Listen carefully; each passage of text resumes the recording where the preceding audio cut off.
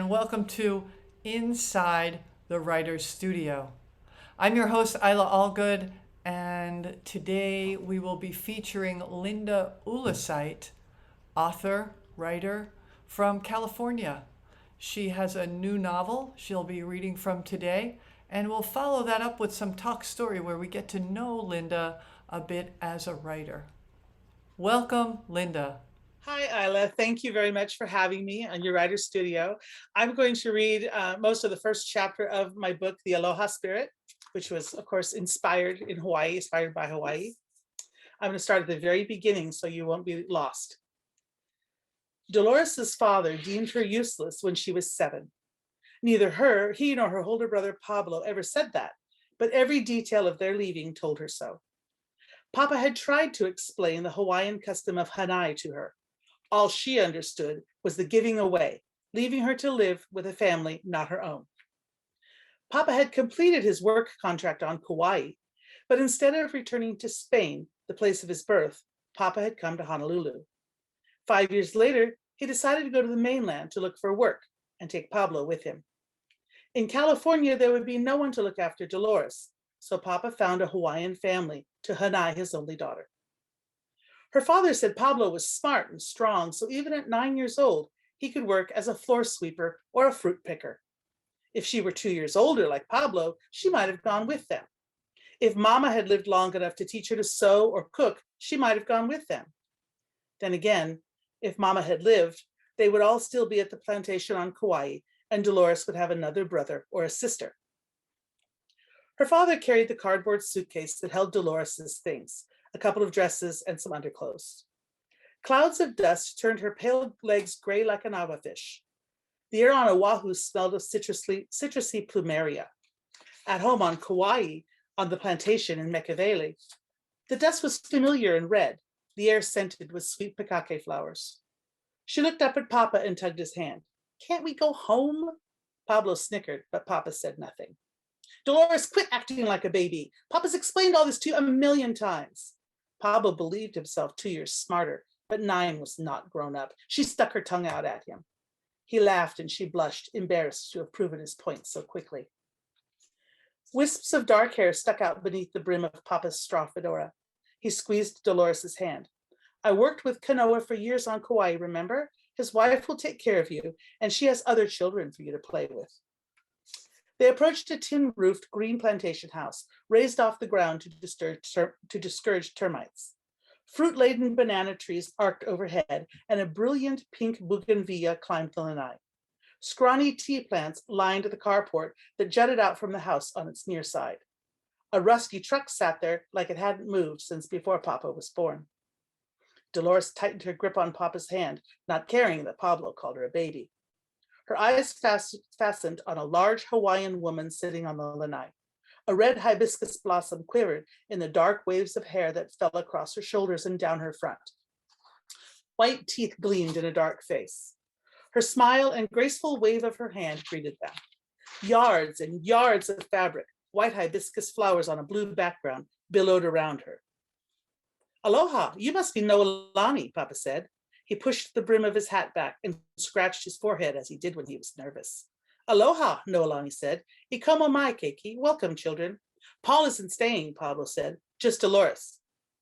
"Paul? Not Pablo?" Dolores dropped her eyes to the floor, suddenly shy. Her renamed brother shuffled his feet. She darted a glance at him, but he wouldn't look back. His Americanized name must be something her brother and father had discussed without her. No doubt while they were talking about leaving her with a bunch of strangers. She snuck a look at Noelani. How could Dolores convince Papa not to leave her with this stranger? "Paul?" Noelani asked as she looked at Papa. "Yes, on the mainland they'll call me Paul, and he will be Paul Jr."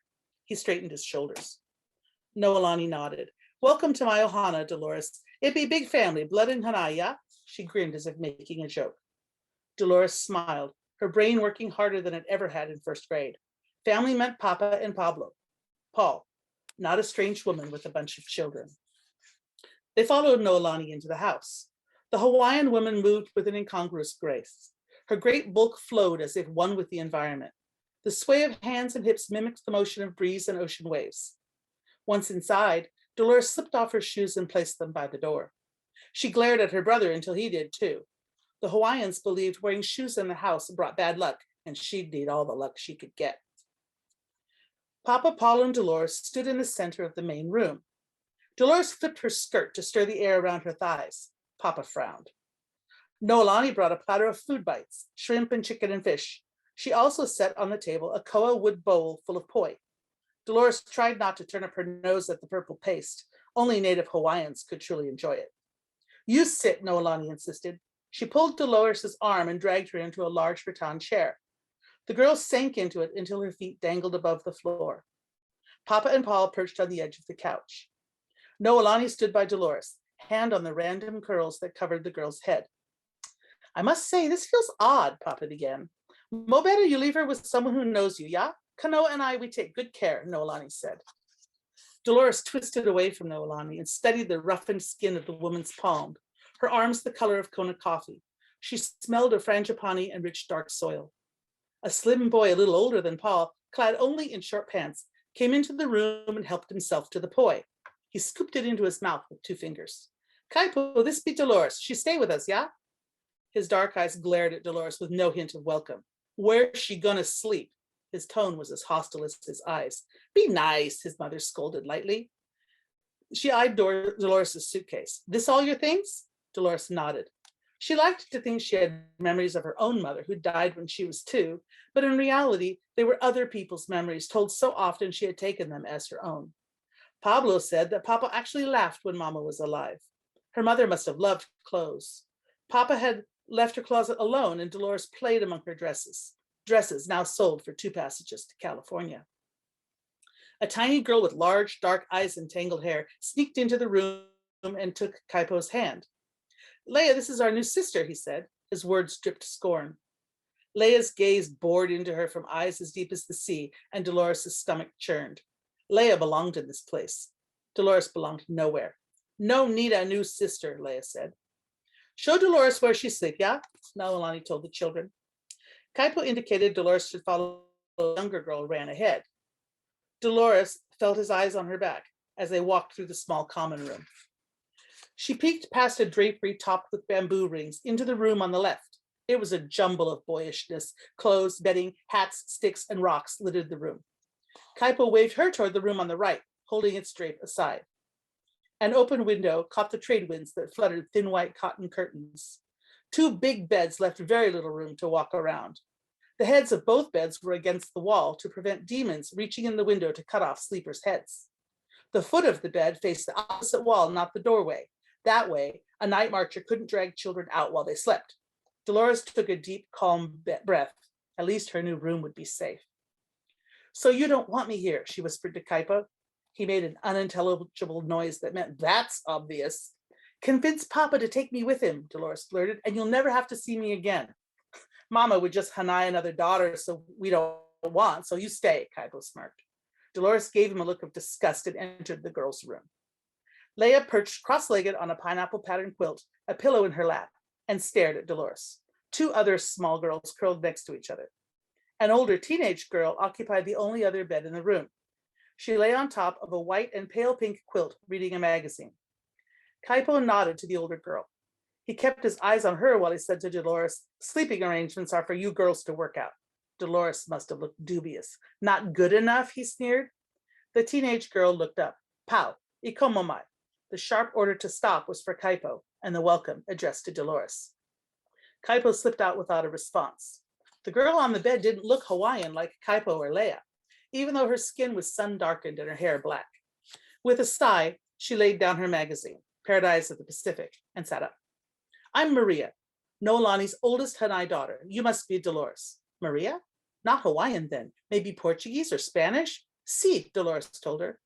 Maria's mouth turned up in a grim smile. Yes, I'm Spanish like you, but I don't remember my parents. You can come with me to Mass on Sundays. Gracias, Maria, Dolores said, relieved that she would have the familiar comfort of the Catholic Church. Leia rolled her eyes. The younger ones giggled. Maria quelled them with a glare. Noelani hadn't been kidding when she said she had a large family. You're the oldest, Maria? Of those that hang around here, yes. Kanoa takes the 2 older Hanai boys with him to the cane fields every day. The little boys beg coins from the tourists on the ships. The tourists love their smiles. Dolores put her suitcase on the scuffed wood plank floor, unsure what to do next. She wanted to run back into the main room and cling to Papa, but she didn't want Maria to think she was a baby like the other girls. Soft footsteps in the hallway saved her. Ah, here you are, Dolores. This is nice. Papa smiled at the room full of girls. You've always wanted sisters, haven't you? Yes, Papa, she answered, too relieved to see him to make a fuss over his words. Maria laughed. Well, now she has 4 sisters and 5 brothers. I hope she's handy with the laundry. Noelani answered. She be big help by and by. Papa looked at his daughter and his eyes softened. Be a good girl, Nina. See, Papa. Dolores' eyes tried to tell him everything she couldn't say in a house full of strangers. I love you. Will you visit? Will you send for me? He turned to Noelani. She'll go to church regularly. You'll feed her well and make sure her clothes are clean for school. Can you make sure she writes to me? Suddenly, Papa seemed anxious. Dolores' stomach twisted. Pow, Paul, Noelani told him. It's all right, yeah? Papa took a deep breath and rubbed his neck. Yes, Noelani, it will be all right. I will write to her. His promise sounded weak, an afterthought. He settled his hat on his head once more. It's time to leave. Our ship will board soon. Paul hovered in the doorway. See ya, sis. His effort to be casual failed miserably, since tears were swimming in his eyes. Dolores looked away. She blinked to stall her own tears. Papa leaned over to kiss Dolores on the top of her head and whispered, remember, be good. Familia es todo. Family is everything, her father's favorite saying. Dolores clenched her teeth so she wouldn't sob and beg to go. Noelani walked Papa and Paul to the door. Dolores trailed after them. Aloha then, Papa said. Mahalo. Dolores stood at the open front window and watched her family, with her father, with her brother, a smaller replica, her entire family, walk along the roadway to catch the streetcar to Honolulu Harbor. Neither looked back. All right, Dolores, they be gone, Noelani said. Her laughing face transformed into one chiseled from cooled lava. You clean the girls' room, yeah? A shiver of fear ran down Dolores' spine. Thank you very much, Linda. I feel like you took us on a voyage back in time to old Hawaii, and a lot of things came up for me during it. One thing, I took notes. Oh, you brought up, well, let's start first with the inspiration for this story. Can you share with people, as a woman who grew up in the California area, how you were inspired to write this story set in old Hawaii? Okay, my mother-in-law was born in Honolulu, and her mother was born on Kauai, grew up in Honolulu. So grandma was the kind of person who was just welcoming to everyone. You could walk into her house with 10 friends and she would welcome you and sit you down at the table and feed you, and it was always wonderful. And I knew from stories my mother-in-law had told me that grandma had had a tough life. And I always wondered how she managed to grow up with having such a rough childhood and yet still maintaining this beautiful, wonderful, loving adulthood. And so I started thinking about it and decided she must have had the Aloha Spirit. It must have been something she learned in Hawaii. And that's why I was inspired to write the book. That's pretty beautiful. I appreciate, I've lived here 13 years, so I'm certainly not from here, but I've gotten to know the culture a little bit.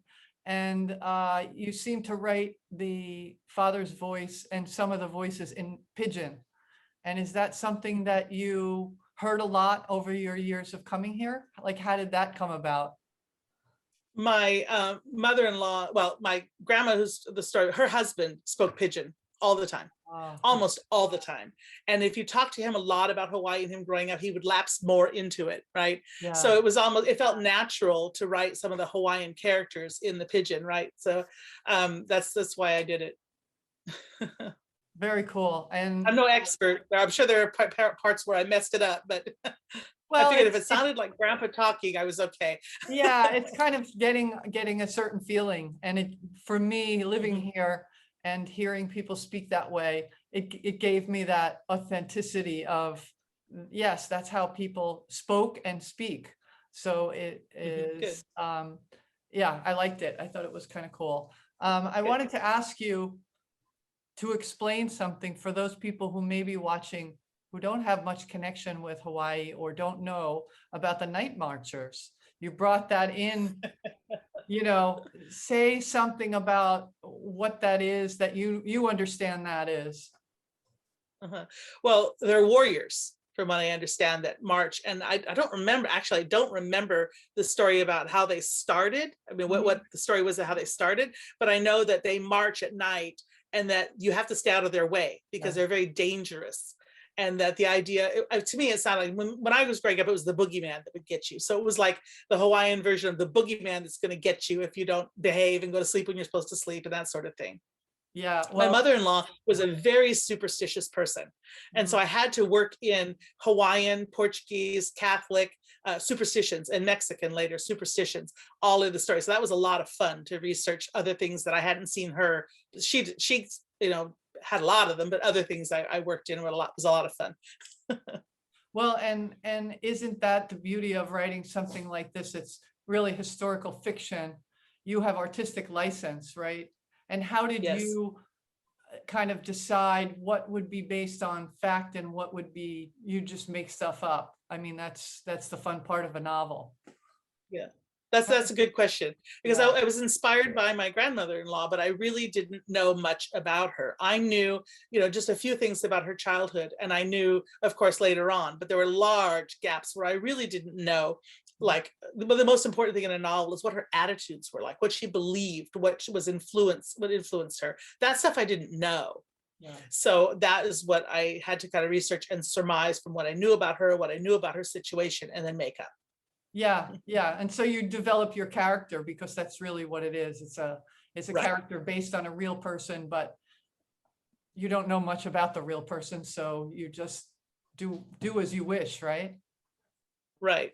Yeah. And And like I mentioned, my husband's aunts are both still living, and I was really nervous when they read the book because I was afraid that they would say, that's not what it was like, or that's not. But I told them, remember, it's not a biography. This book is inspired by your sister. And they both loved it, so I was good. that's, that's really helpful. It's also helpful that people take it for what it is, which is just inspired by grandma and Right. inspired by Hawaii as a culture and as a place. And then, you go off and you do what you do as a writer. Tell us more Mhm. about you as a writer. Like how long have you been writing? Okay. I've always loved writing. It was always my favorite subject in school. I remember my first actual creative writing class was taken in high school. So that was great. But it was a long time getting, with career and family and stuff before I could actually get back to it seriously. And I actually wrote 3 young adult historical fantasies. And then I wrote a historical fiction on some of my own relatives that are Pioneer, California before this one. So I Oh, have a lot of really strong women in my own family. And so all my books are based on strong female ancestors. yay. Yes, and isn't that an important, I was just having lunch with the president of the Hawaii Writers Guild, and we were just talking Mhm. about this, the importance of us empowering one another. I Mhm. mean, empower everyone, yes, but we have been in a patriarchal society, so empowering the women Yes. it's Mhm. valuable to have that in your book. So thank you for that. Well, the women's voices were never recorded. I mean, Yeah, all of the people who won battles and ran dynasties were men. So yeah. whatever the women were doing at that time, and they were doing stuff, it just was not recorded. So all of that point of Right. view was lost. Hmm. Mhm. Right. So you get to bring it out through what you're doing. Yeah. Right. Yeah. Right. That's pretty amazing. So in your writing process, there's the idea and then there's the writing and then there's maybe the editing and then there's all these components to your writing. What's your favorite part of the process? Well, I actually, and this is going to sound funny, I actually like the research aspect of it because, except for there's many times when you're researching something, you can go down a rabbit hole way off topic as you find these really cool, interesting things. But I like the research part of it. I also, and this is perfectly for Hawaii, I also like visiting the place and getting the feel. And the book I'm currently working on is set at a fort in Minnesota. And I had planned to go visit it before COVID hit, but I wasn't able to go. And so now I feel like I can't do anything with the book until I'm able to go and kind of layer that experience in on top, because it's so important to know what a place feels like and smells like and looks like. It's really important. But I, we go to Hawaii yeah, often. you bring up a really good point. because really the most interesting books and pieces of work that I read, whether it's a poem, a short story, a long novel, it is the ones that have all of the senses involved. You know, what you Mm-hmm. see, but what did you feel when you walked into that fort? And what did you smell when you walked out of that place? And when we capture that in our writing, it's just so much more richer, I think. We tend Mm-hmm. to focus on what we see, and it's like, oh, Yes. you know, what kind of bird was that you heard that in that moment? Yeah, and Well, one of my most inspirational times was when I visited Kauai, and we actually found the Mekaveli post office, which is where Grandma was born, in Mekaveli. And then not far from there was the Waimean plantation cottages, and we actually stayed in a plantation cottage, not one that was not renovated; it was still pretty intact, and it yeah, was very inspirational. Because by staying there and being in the place, I could see how a large family could live in a place like that, and how they'd be tripping over each other, and what that might feel like, and what the kitchen looked like, and things like that. It was very inspiring. that's very interesting. So you were actually in a place similar to what she may have lived in growing up. And Exactly. in that place, you were writing the story and kind of Hmm. absorbing the energy of Hmm. that and imagining what it was like for, 8 people or however many people to live in that, Right. that little plantation house. Yeah. Exactly. Yeah. Wow. Wonderful. Very inspiring. Anything you'd like people to know about you or your work? Well, I found, and any writer will laugh when they hear this, but I find that the writing is actually the easy part. After you publish it, it's the marketing that's hard. And Yeah. so I've been working very hard. So the book came out last August, and I've been working very hard at trying to get a social media presence, et cetera. And I belong to a group called Paper Lantern Writers, which is a group of historical fiction writers. And there's 8 of us now, and we kind of help each other market. And that's been a big help. That's wonderful. Yeah.